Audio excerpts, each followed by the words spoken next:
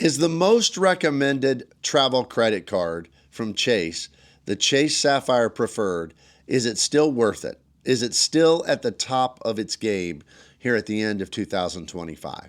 Well, that's what I want to examine to you today as we do a review of the card compared now to the current credit card environment with lots more competitors and ask, is it still worth it?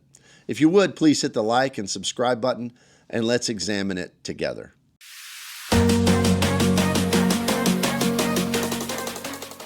The Chase Sapphire Preferred has been one of the darlings of the credit card community for a long time.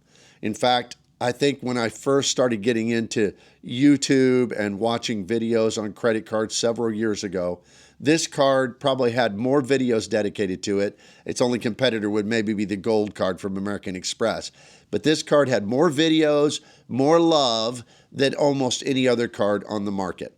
And I think there's some reasons for that. First of all, it's a low entry. I mean, it's $95 a year, which is pretty good for what you're getting with this travel card, even today, even with more competitors on the market. So that's not bad at all. It's also with Chase, and you can use this card to transfer out to all of Chase's transfer partners to use your points on any of its partners, which is a pretty good list of partners. Things like Aeroplan, if you want international travel, things like United and Southwest for domestic travel. But the real reason I think everybody loved it, and many still love it, is because it has Hyatt as a transfer partner. And when it comes to hotel programs, Hyatt gives the most value for their points. Now, I think it could be argued some of the other programs, because of their high-end cards, you can get more value as far as perks go. But when it comes to point value, there's nobody that's compared in the past to Hyatt, because you could get 1.7 to over 2 cents per point value. You can sometimes get rooms for like under 5,000 points per night. At least you could before, but even still today, you can get rooms under 10,000 points per night pretty easily. So Hyatt is a great transfer partner, and nobody else besides now Bilt had Hyatt as a transfer partner. So that made this card very attractive simply because it was a low entry card that was associated with Chase, and Chase has Hyatt as a transfer partner. So let's examine the card. Well, when it comes to sign-up bonus, the typical sign-up bonus right now is about 75,000 points when you apply for the card after you spend $5,000 in the first 3 months after you open the card. Now, as far as approvals, Chase is pretty easy to get approved for cards, in my experience, if you have a decent credit and a decent income, as long as you're not under their 524 rule. In other words, they're pretty strict, always have been, probably always will be, about that you can't have opened 5 or more cards in the last 24 months or in the last 2 years. And that's true of not just Chase cards, but cards from any issuer. And people have just kind of beat this horse to death as far as talking about Chase 524, Chase 524, Chase 524. I think it's been a great marketing tool on Chase's part, because it keeps, on the discussion of almost any other credit card, it kind of keeps Chase on people's minds. So seems like a pretty smart tool to me. But when you look at this card, this is the card that most people have, because it's only $95 a year. Now, when it comes to its earnings, you know, on one of these cards that's associated with transferable currencies, different than an airline or a hotel card, you really want it to be an earner. And in some ways, this card still is, but in some ways, it's kind of starting to lag behind some of its competitors. It gives you 5x when you book through Chase's travel portal. So if you book flights or if you book hotels, all of that. And that's kind of, everybody's pushing you to travel portals these days, so that's not surprising. It gives 3x on dining. It gives 3x on online grocery purchases, which I think is one of the weirdest things ever. So if you pay for your groceries online, you get it. If you pay in the store, you don't get that elevated multiplier. So that's kind of strange and been criticized a lot with Chase cards, and this one in particular. It gives 2x on general travel, which can be helpful, you know, for subways, trains, buses, cruises, all that kind of stuff. And then it gives 1x on everything else. So Those multipliers aren't the best of all of its competitors. I mean, I think you could argue that Wells Fargo, their Autograph, which is a no annual fee card, and their Autograph Journey, which kind of matches this one in fee, that they have a little bit better overall multipliers because they have specific multipliers for things like gas and other things. And then also you've got the Citi Premier card, Strata Premier, and that one has 3x on a lot of stuff. 3x on dining, yes. 3x on groceries, not having to do it online only, and 3x on gasoline. So that's just a really good card. So it's got more competition. I think where this card still shines for people is that this card is a Chase card. So if you're really valuing those Hyatt points, then this is kind of the least expensive way to be able to spend on this card and be able to transfer it over to their partners, particularly to Hyatt.